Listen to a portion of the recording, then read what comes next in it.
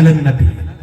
لیکن اس کے بعد معن بعد فوراً بعد جو حکم ہے وہ اہل ایمان کو اب جب حکم دے رہا ہے اللہ رب العزت کہ تم بھی اس فعل پہ عمل کرو اور درود پڑھو حضور کی ذات پر, سلام پڑھو حضور کی ذات پر, تو اس میں اللہ رب العزت نے عام لوگوں کو مخاطب ہی نہیں کیا. اللہ رب العزت نے گویا چن لیا اور منتخب فرما لیا. کافروں علیحدہ ہو جاؤ, مشرکوں علیحدہ ہو جاؤ, جو دائرہ ایمان کے اندر داخل نہیں ہوئے تمہارا بھی اس بات سے کوئی تعلق نہیں. یہ میں حکم دے رہا ہوں انہیں کو جو میرے مصطفیٰ کے قدموں میں آئے ہیں اور غلامی اختیار کی ہے اور حضور کا کلمہ پڑھا ہے.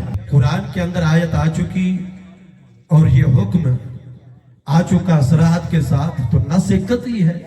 علماء جانتے ہیں کہ نص قطعی جب وارد ہو جائے تو وہ سننے والوں پر جو ایمان والا ہے اس پر پھر فرض یا کم از کم واجب ہو جاتا ہے کہ اس حکم پر عمل کیا جائے. تو جب ہم نے آیت سن لیا اور اس کی آیت کے اندر حکم ہے اللہ کہ درود بھی پڑھو اور سلام بھی پڑھو, تو لہٰذا واجب ہو چکا ہے نا ہم پر کہ ہم یہ آیت سنتے ہی, اللہ کا حکم سنتے ہی درود بھی پڑھیں ذات مصطفیٰ پر, سلام بھی پڑھیں ذات مصطفیٰ پر.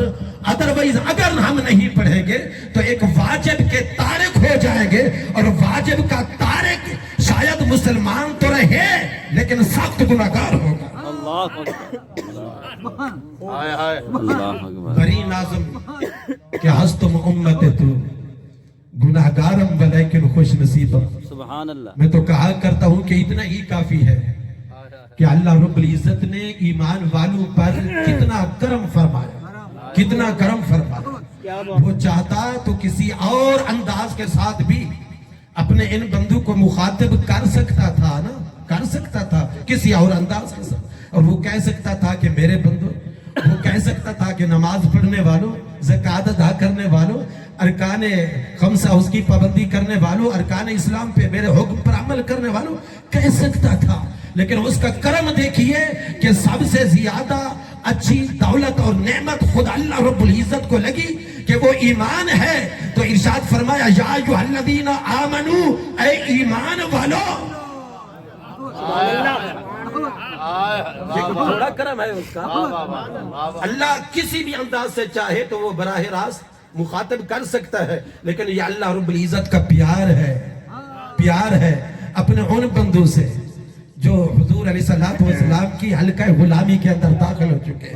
فرمایا ایمان والو, اے ایمان والو, اے ایمان والو. اور پھر فقط یہی کرم نہیں, اگلا کرم بھی فقط مصطفیٰ کے غلاموں پر ہے.